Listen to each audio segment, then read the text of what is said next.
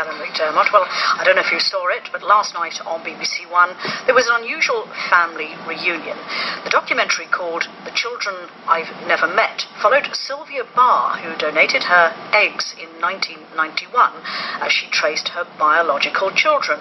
Well, until 2005, donating eggs or sperm to a fertility clinic was done under strict conditions of anonymity.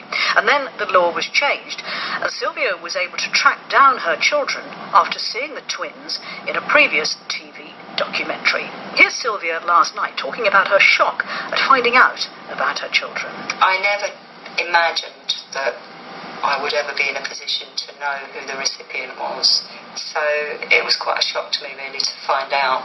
Nowhere along the process had I thought for 1 minute that I would be sitting several months later looking at a picture of what effectively, biologically, were my babies.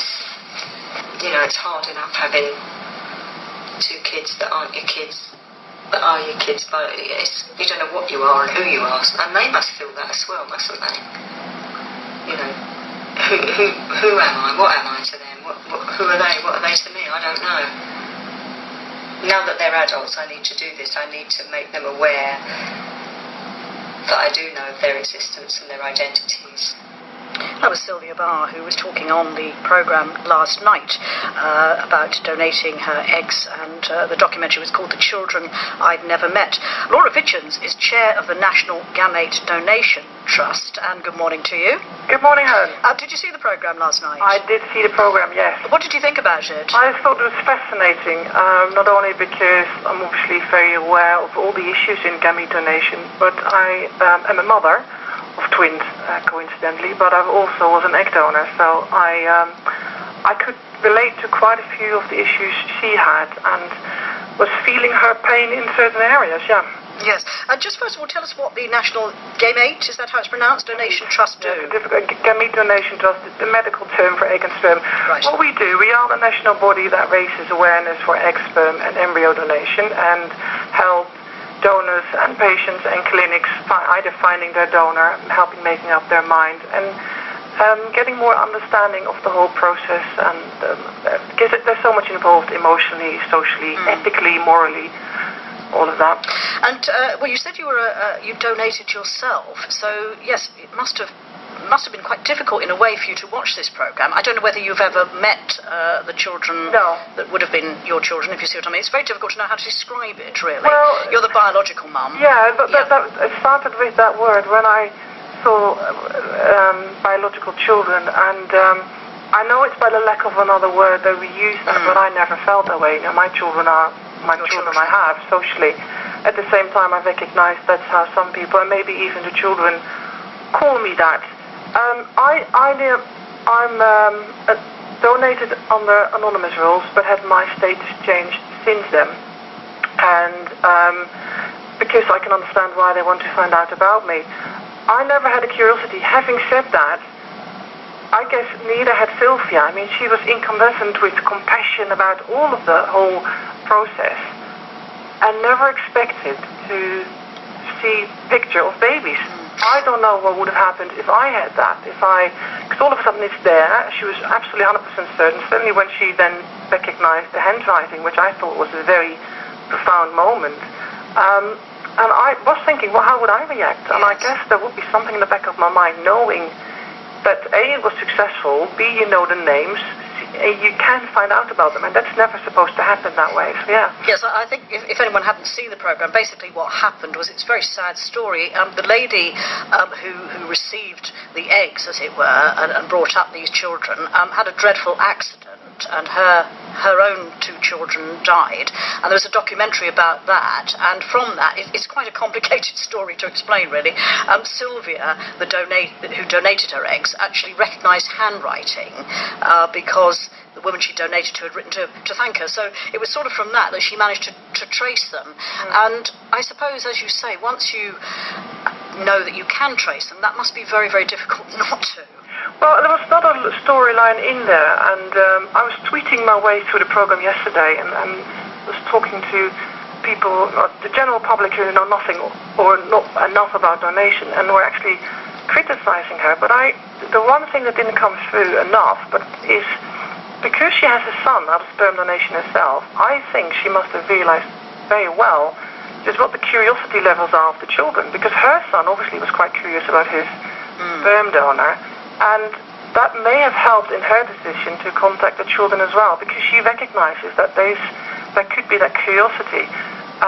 So it was dealing with the curiosity of her own son and translating that to the children, and yes, indeed, her own. I don't know what I would have done, to be perfectly honest, but I'm glad I was never put in that position. I was going to say, but would you ever, now that you've seen that and you saw that the children did want to trace their mum, let's call it biological mum, can distinguish, Yeah. and I appreciate it's not the right word, do you now feel that perhaps it would be a good idea for them to know that you were the biological mum? In her case, it was also very clear that obviously the children must have known, because their parents at the time went very public. So she had absolute certainty that these children knew that they were donor conceived. It's not the case with many donor conceived young people or children in general that they know about it, and I wouldn't want to be the one that tells them. So even if I had that curiosity, sometimes there is that level, basically because neither of my children look like me, and I wonder sometimes whether they do. Maybe they do, but at the same time, I respect the other parents, and I would never make the first step, never. But at the same time, if they want to contact me, that's fine. So when did the law on anonymity change then? I mentioned it in 2005. Was that when it changed, and why? It changed because it was recognized that people want to know about the genetic background. And one of the reasons why it created so much mayhem at the time is because it was widely believed that it would affect the donor numbers. I think most people, even in the field, realized it was the right thing to do for the people, but at the same time they were very worried about the consequences. What we have done as the NGDT, we were involved with many recruitment campaigns with all bells and tassels and everything else. And as a consequence, the number of donors actually increased instead of decreased. So there's nothing to be fearful of. Donors' number has gone up. The people out of donated gametes can find their donors. And if donors don't want to donate under this new legislation, although, well, we can't say new anymore, under this legislation, then they don't have to. It's a tough one, I realise that. Yes. And is it a certain age? I mean, I think it was 18, isn't it, before the children can start tracking down parents? They can find out by the time they're 16 about donor-conceived siblings, and they can find out by the time they're 16 whether they are indeed from, if they have concerns. If their parents haven't told them that they are donor-conceived, but they, for whatever reason, believe they must have happened, they can find out via the HFVA register, which is the national body. And how does it? Sorry. Yeah. So, and when they're 18, they can find out more information about their donor, and that would be identifiable information. And how does it affect? Because you have other children, you have your children other than children that you've donated. Do they know that you've done this? Yes. Yeah. And what do they think about that? They are happy with it because they recognize one of the reasons why I did this, because I was so happy with mine. I was very fortunate. I had twins. They were 2 years old when I donated. I can't imagine my life without children, and I realized that for me, I was sitting on a gold mine that was very valuable to others, but at that time to no value for myself, and I wanted to share that. And they realized that I'm very clear in my children are my children, and the ones I helped create are not my children. I'm happy to be known to them, I'm happy to support them, but at the same time they're not my children. They're raised in a way that family, and as the documentary showed yesterday, family is not as it was 50 years ago. And you could also see in the joy of all involved, Jonathan and Catherine, the twins that were conceived by a donation, were delighted to meet which is technically their half-brother. That's what family life can also be about, and my children recognize that too. And is there ever any money involved in any of this? No. You get expenses paid. Funny enough, the new type of donor since removal of anonymity has changed as well. Their profile has changed. They're very much people like myself who just want to make a difference, and they don't do it for the money, which is in my opinion, the right thing to do, because it's in the end there are people involved who want to know that when they were created via a donor. The donor was motivated by the altruistic reasons rather than for financial gain. Do you understand that some people might be very uncomfortable with this, though, and say, well, this is nature. If you're not supposed to have children, then so be it. Should this really be happening? I can understand that people are concerned about that, but I think they're very fortunate that they're in a position to say that, because maybe they have their own children or if they don't want to. Furthermore, if you're on a couple and one of them is for whatever reason fertile or infertile, doesn't necessarily mean that the other one has to suffer as well. And infertility, for whatever reason, is being recognized as an illness. It's not it's not one of life's whims. The desire to have children is widely recognized as a very strong one, and it can make people very ill if they don't have them. And the technology is there, and if we say, we shouldn't use medical technology, then there are quite a few other diseases which I can mention that we shouldn't treat at all. But there is a possibility to adopt, of course, lots of children that need homes. You say that, but that's one of life's myths. In a sense that the number of adoptions, and that's only recently changing, the number of children available for adoption is very small if you're talking babies. The vast majority is over 4. The vast majority is also a large group are sibling pairs. And to think that a couple that's struggling through infertility and has been trying to get pregnant and is not successful, then is the best positioned to deal with a 4 or 5-year-old who, for all intents and purposes, and as sad as it is, comes from a broken background, that's not how life works. You grow into parenting. You don't all of a sudden become a parent, especially not from children who come from challenged backgrounds.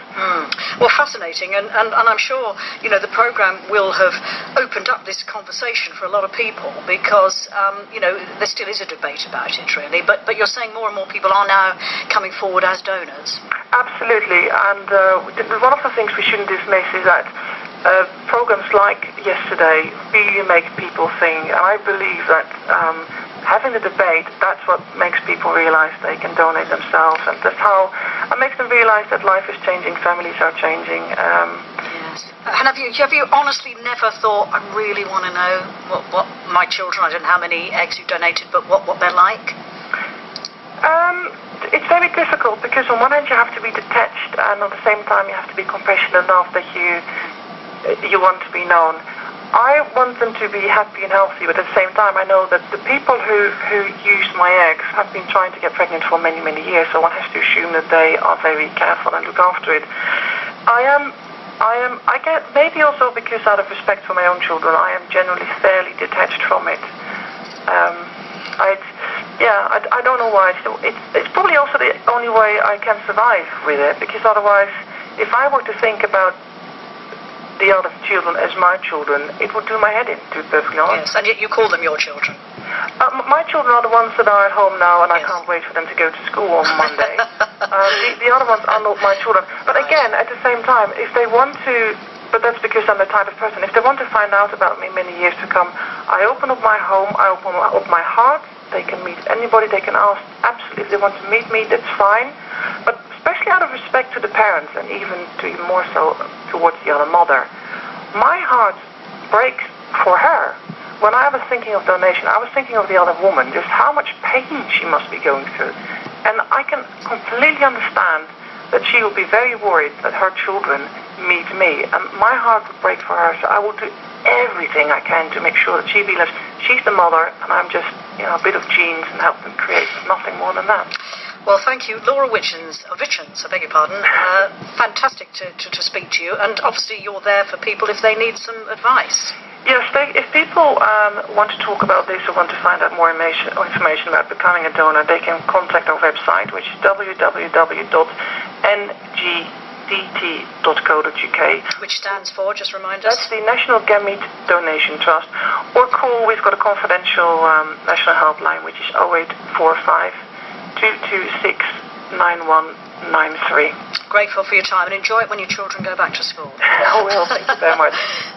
The Norfolk Food Festival